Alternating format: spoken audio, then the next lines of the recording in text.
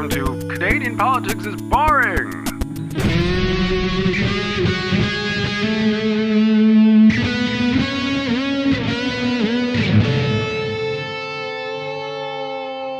Hello, everyone, and welcome to Canadian Politics is Boring. Yay! Woo! Woohoo! Yay! Sorry, that's quite annoying. But anyway, I'm excited. We just want to say thank you because this show just keeps growing and growing, and we're really excited that people tune in to listen to us. Mainly because, we just didn't expect it to grow this quickly, and Not at all. This is kind of insanity. It's hilarious insanity. It's awesome to have everyone along for the ride, and we're having a good time. We hope you're having a good time, and we'll keep doing this as long as you keep listening. And if you choose not to listen, we might just do it for us anyway. No word of a lie. When this very first started, it was no joke. I genuinely didn't want to learn about this shit, and I didn't want to do it. And Reese kept trying to convince me, and I'm like, fine, I'll just do it. He's like, no, it'd be funny that you don't want to do it. I'm like, it's not a joke. I don't want to do this, and I don't want to learn about this stuff. And over time, he's done such a good job showing me the most fascinating crap about my country that I never knew about. That I'm like, I actually look forward to the show now. So Yay! Yay! There we go. Well, this episode, and I know I've done some bad things the last few episodes where I've said this was shared to us by a listener, and then I just couldn't find the details. But I remember I dug it out for this one. Oh, good for you! Yeah, this was shared to us by a listener on Twitter at the Cantastic, the Cantastic at the Cantastic, and he shared this Vice article. Is it a he or a she?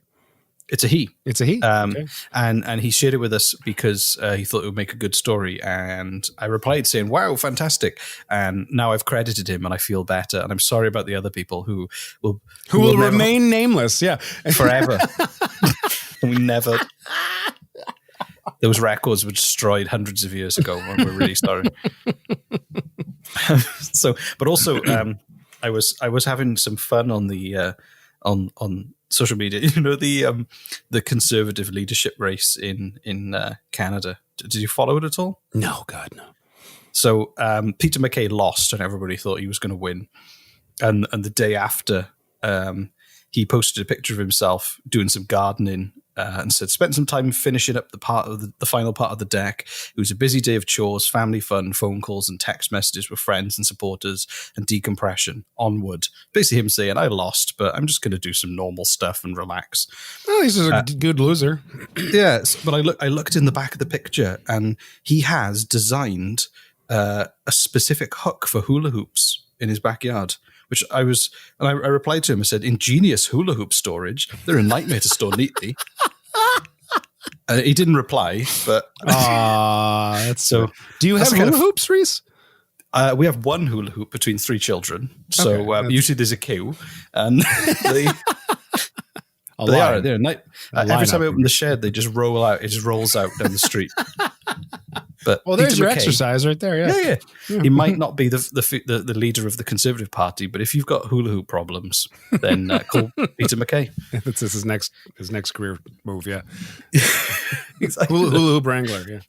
So, would you like to hear the story that was sent by? Yeah, let's hear it. Listener. So this episode is called "When 10,000 Newfoundlanders Tried to Murder a Prime Minister." What the fuck? What? I know. It's great. Well, and I don't think there's that many Newfoundlanders in Newfoundland. Did you notice? I didn't say Newfoundlanders like other newcomers to Canada do. I've been here 2.5 years. I know how to say it now. That's very good. What I got to say is one of my favorite accents. I learned yesterday that Saskatchewan, as we pronounce it, is actually wrong. The way that they pronounce it there is Saskatchewan. I say Saskatchewan. You do? Oh wow, fuck! You pronounce it better than I do. Okay. Yeah.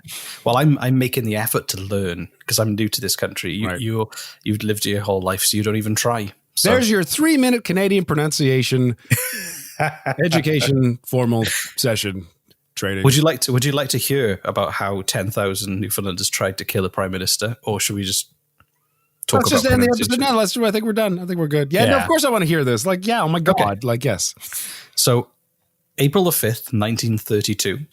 So Newfoundland was still an independent country from Canada. It wasn't part of Canada at this point. So it didn't join up to the 50s, I think. All right. Which It is is Newfoundland, by the way. You'd pronounce the land. Newfoundland. Yeah. You were saying Newfoundland. Newfoundland. Okay. I mean, it really depends on how. Yeah. Anyway, we're okay. Cool. Depends on where you're from. I don't know if anybody cares, but let's carry on. Newfies do for sure. Newfies do. Okay. Oh, sorry. You can just call them Newfies from now on. Sorry, Newfies. I always worry when people say that because you don't know whether that's a loving term or derogatory. No, it's definitely it's a loving term. Okay, if it's loving, it's good. I can teach you since we're talking about pronunciation, and I'm not kidding. I can teach you how to speak like a Newfoundlander in like 10 seconds. Go on then. So picture you're in Newfoundland. You're a fisherman. 2. Oh, don't I'm you counting. 10 seconds. You're on a fishing boat, and there's not enough hands on boat. So you gotta there's all this rope and not enough hands. So you gotta put the rope in your teeth, right? So you put a piece of rope in your teeth, which means your jaw can't move. Your lips can move just as much as they want. Your jaw can't move, and the tongue's in the back of your throat. Right? So put the tongue in the back of your throat. Don't move your jaw, but you can move your lips as much as you want.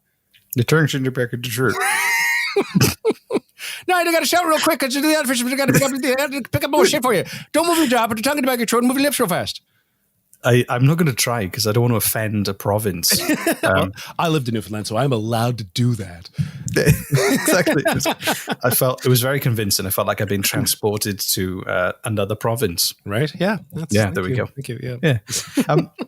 So life wasn't great in 1932 in Newfoundland. So. And this is not just a general statement. This is they'd had a decade of political chaos, failed get-quick industrialized schemes that was all funded by foreign debt in the 1920s. So wow. They were $100 million in debt, or roughly $1.7 billion in debt already. So they're already in a bad state. And then the Great Depression hit, which meant that all the resources that were exported, so fish, wood, mining, all of those industries collapsed because demand disappeared overnight. Wow. So the whole country, they were in debt, then they lost all of their income streams, and 1/3 of the country was on unemployment benefit or the dole, and it was 6 cents a day. Jesus. Which is I mean, this is 1930, but like how much, what's that worth today? Still didn't sound like much. It doesn't. I know economist, but even then, it doesn't sound great. I'm going to type that into Google real quick. 6 cents. You can have 1/10 of a Timbit, maybe. I found an inflation calculator would be $1.09 today. So $1.09 per day. So, okay, yeah. So you can have 2 Timbits. So there we go. Jesus. So the Prime Minister at the time was a man named Sir Richard Anderson Squires, and he sounds like a butler. And he was a knight, a butler knight, a butler knight. Would it be a knight butler? I am Knight Butler. Oh, yeah. Butler of the night. Exactly. I woke up and there were some cucumber sandwiches next to my bed. I think it must have been the night butler. Anyway, so burglars were tied up in the basement downstairs, and some nicely buttered scones were left on the nightstand. The basement was immaculately clean. Anyway, hey, that's a t-shirt. That's a t-shirt. Butler. Yeah, I was looking at the night butler. Yeah, Night Butler. Night Butler begins. The Dark Knight Butler. And the Night Butler rises. Yeah, exactly. Anyway, I think, and I'm gonna swear. So if you have children listening to this, Sir Richard, take your hands off the steering wheel and cover their ears. Yeah, cover the ears. Close your eyes. Sir Richard Anderson Squires was a piece of shit, from what I can tell. I know. It's like the third time you swore this entire series. Like, honestly, I know. I said it, and so so he was corrupt basically, and this was at a time when all of the people in his country were starving and trying to get by on 2 Timbits. Hold on, wait. Newfoundland was its own country? I mentioned this literally 10 minutes ago. It didn't join Canada till like the 50s. I wasn't paying attention to that at all. That's fascinating. Yeah. Wow. Yeah. So it was his own. What it was like called? Is it just called Newfoundland? It's called Newfoundland. Yeah, it's called the country. Newfoundland. Okay. Yeah. So he was like falsifying lots of records because he'd been taking secret payments from a lot of public funds. There were even war repatriation payments from the Great War, from World War One, that the Germans were paying. That rather than giving them back to veterans or people of Newfoundland, he was keeping for himself. Oh wow! So like I said, I'm not going to say that word again. It was a swear, but he was one. And also, one of his ministers was being paid a salary as an immigration officer, even though there was no immigration because it was the Depression. Oh, wow. Right. Great googly moogly, you've reached the midpoint of the episode. That means there's a special announcement for all you kids out there in Audioland. Lucky you! And in 1932, the finance minister immediately resigned and accused all of his colleagues in the cabinet of corruption. And the money that was owed were the Canadian banks. Although Canada was a separate country, they borrowed a lot of money from the Canadian banks, and they demanded more money from the government during this time when the government had barely any money. So they increased tariffs on food for the people who were already struggling. Wow. And then they slashed pensions for veterans of the Great War. Oh my God. And he took all this money for himself. Well, no, he was paying the banks and stuff, but he was reducing, like he was putting the costs up on everything. He was reducing payments, but then he was still taking a fair amount for himself while trying to pay the banks off as well. Wow. So a bunch more cabinet ministers resigned to protest. In April, 1,500 people paraded from the Majestic Theatre in downtown to present a petition demanding investigation into all the accusations of corruption. And gradually that mob grew from 1,500 to 10,000 people. So first it was like a protest, and then it turned into a mob. A mob, yeah. So how did that happen? They went to get answers, and what did he just refuse to come out of the door? And then I don't know, but I think more people got wind. Kids with scrolls were running around, as we mentioned in previous episodes. So this mob in St. John's grew to 10,000 people. I was going to say that. I was guessing it was going to be in St. John's because like there's no other city in Newfoundland that would have that many people. It's just not. What would you do if you were the Prime Minister and there was an angry mob outside? What would you do to calm the mob down? What would I do to calm? If I was all right. If you were the corrupt Prime Minister of Newfoundland during the 19th, is a stretch. Right. I know it's hard to role play, but to calm them down, I mean, if I was a corrupt prime minister, I would try to like put on a disguise and leave through the back exit and not try to calm them down at all. I'd shout like "Down with the prime minister" as I left through the back door with my weird put on fake mustache and hat, and get into a carriage and run away. That's what I would do. Yeah, if I were corrupt. Well, no, they got a band to play "God Save the King" twice. What? They got a band to play "God Save the King" twice to the crowd. And did it work? Each time they finished, the crowd got more and more restless. That didn't work. Fellas, more heart. Do it again. More heart this time. Come on. It reminds me of like the band play or the people playing on the Titanic as it was sinking to kind of calm people down. So anyway. Yeah, but that was sentimental. People cried over that. This just got people pissed off. I don't think there was a single person on the Titanic who was pissed off at the band playing as they were sinking. They had bigger things to worry about.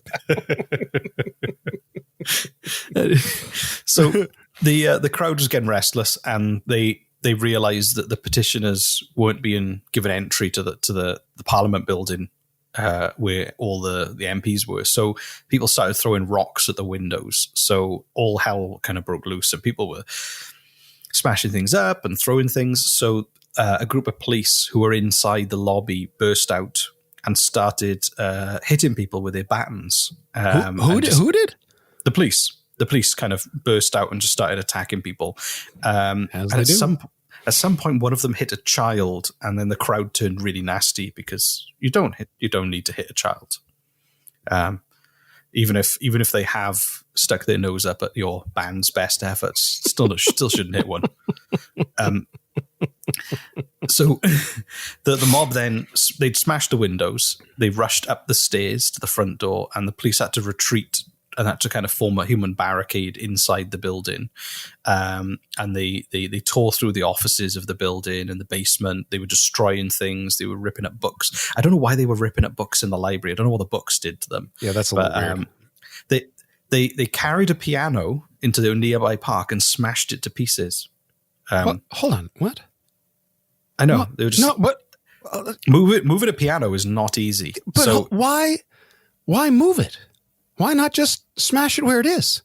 I don't know. I guess maybe the crowd needed something to, like, have you seen the film Office Space where they smash up the printer? Yeah. Maybe it was like that. Maybe they were like, well, they couldn't smash it in the office. They'd get fired. But this is an angry mob rushing. Like, what was the thought process of this? We smash the piano. No, not here. Exactly. No. Jesus, come on, tact, fellas. Pick it up. Exactly. All right, hug on. 3, 2, 1. Here we go. Okay, move it. No, corner. Pivot. Okay, we're going to get through this door. We need to get some more help here. What are you guys doing with the piano? We're going to bring it into the park and smash it. Like, this is really... Yeah. Exactly. But then they set 2 separate fires inside the building. Okay. And thank God they got the piano out. I know. I know. Anyway, so the House of Assembly, they were actually in session debating when this was all happening. So all the politicians were inside the building, and they all started hiding. And the most terrifying game of hide and seek ever. Just don't hide in the piano. You'll be fine. So, or a book. So the Squire's the Prime Minister, the night butler. He retreated to his office, and he cowered by his desk. And when he could hear the crowd approaching, this person called Joey Smallwood was in there to defend him with a fireplace poker. That'll help. Oh yeah.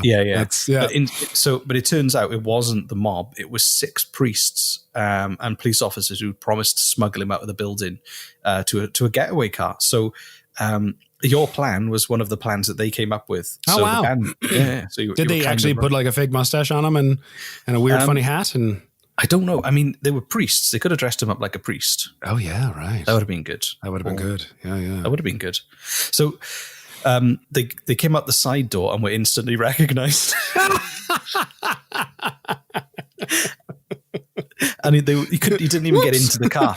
He didn't even get into the car. He was rushed by the mob. And they retreated back inside the building. With him? And then the priests stayed outside to try and negotiate with the mob.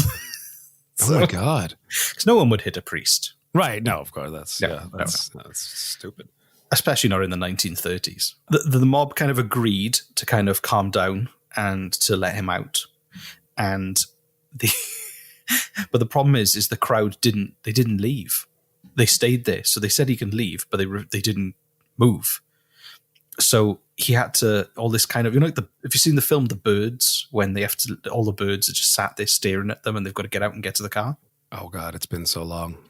So the birds have been killing everyone. And then suddenly they stop and they're all sat there watching, and the people leave and all the birds are watching them. So the Prime Minister basically had to get out of the building to head to the car, while this angry mob that was just trying to kill him all just glared at him in silence.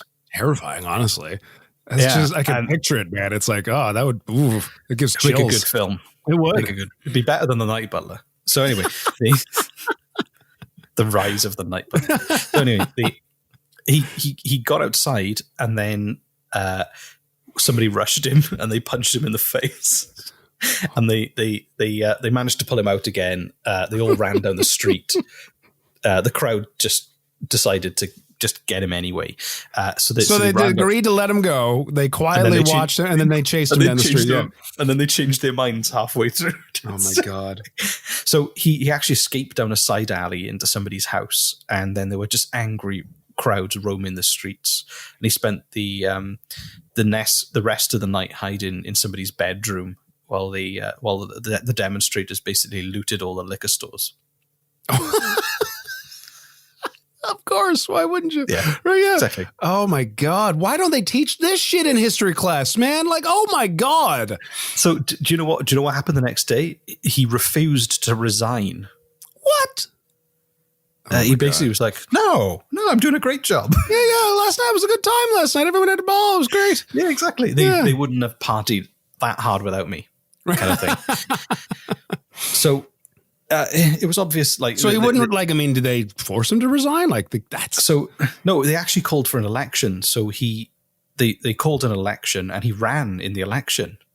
Despite the fact they tried to kill him, he was convinced. He was like, no, I'm going to run again. He lost his own seat, and a new party called the United Newfoundland Party won 25 out of the 27 seats. So he was kind of wiped from the political landscape, and this new party. So, but then the crazy thing that happened. So Britain refused Newfoundland to default on his debt because they didn't think they were ever going to be able to pay it off. So they proposed that they agreed that they would give up being a government and an independent country, and they would give direct control of the island so it would be a crown colony again. It would go back to being a colony governed by 6 men on a panel that weren't elected. So it was revoked from being a country in 1933 as a result. And that's when it was absorbed into Canada? No, it wouldn't. It stayed in that status, basically being run by a panel of bureaucrats till about 1949 when it joined. Who was Canada. running it? Just these people, In Newfoundland, or so essentially, I don't think maybe they were new. I imagine they'd be in Newfoundland, but they were controlled directly from London, I guess. Wow! So it lost its status because they couldn't pay off the debt. So I guess the debt was absorbed by the British kind of government instead. So they were put in a timeout. Yeah, they were like, you messed up. You can't be a country for 15 years, and then at the end, you're not even going to be a country again. You're going to become part of Canada instead. That's amazing. So the moral of the story is: don't be corrupt. Don't try and calm a crowd down with a band playing "God Save the King." Everyone's favorite song. Yeah. Everyone's favorite song. And then also, don't hide in your office, which is probably your name on the front of the door, so they know where you are. And imagine there's they asked at the reception, "Where is he?" "Oh, room 2B." Yeah, the receptionist is just still working this entire time, just doing their nails. And yeah. But also, the one thing that I find bizarre: where did the priests come from? Did they just hear that there was an angry mob? They were like, did they just imagine it being like sliding down a pole and jumping in a car? In the Pope Mobile, yeah. In the Pope. Kind of. I like to think that all priests have a pole that they slide down to go do the real work. Yeah. The utility belt with holy water and church is over. The real work begins. Exactly. Night butler, and the priest return.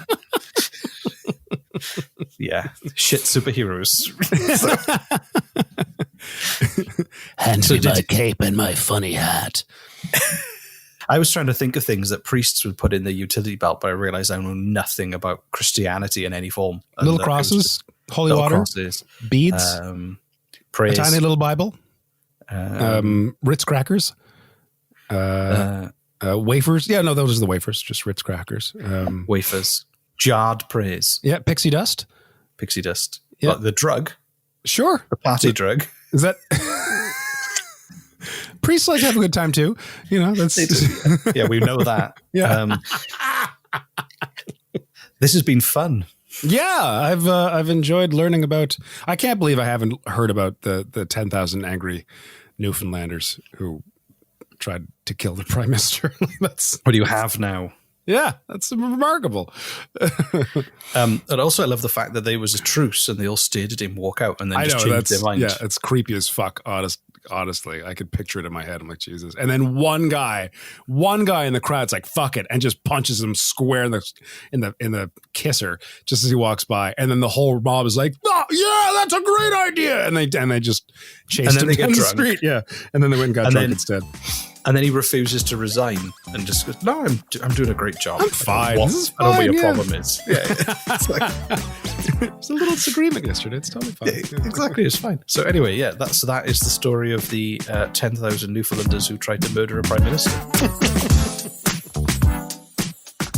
Oh, there's more. There's more. Go to the t-shirt store. There's some lovely new t-shirts. There's one based on the Justin Trudeau punch when that time Justin Trudeau beat up a guy episode, and it's Justin Trudeau riding on a horse, and it says Ride the shiny pony.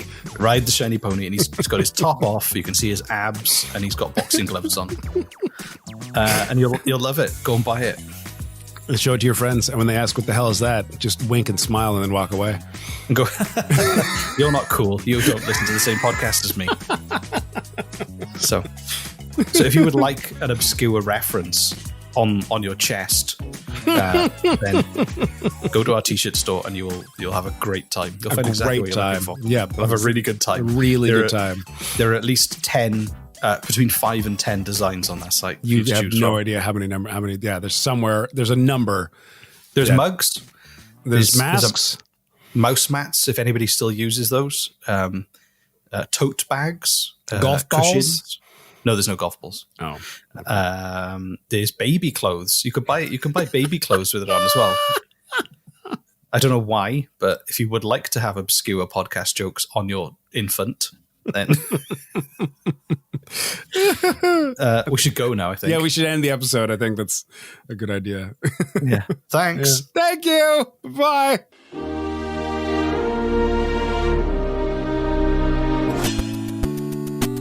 Welcome to Canadian Politics is Boring.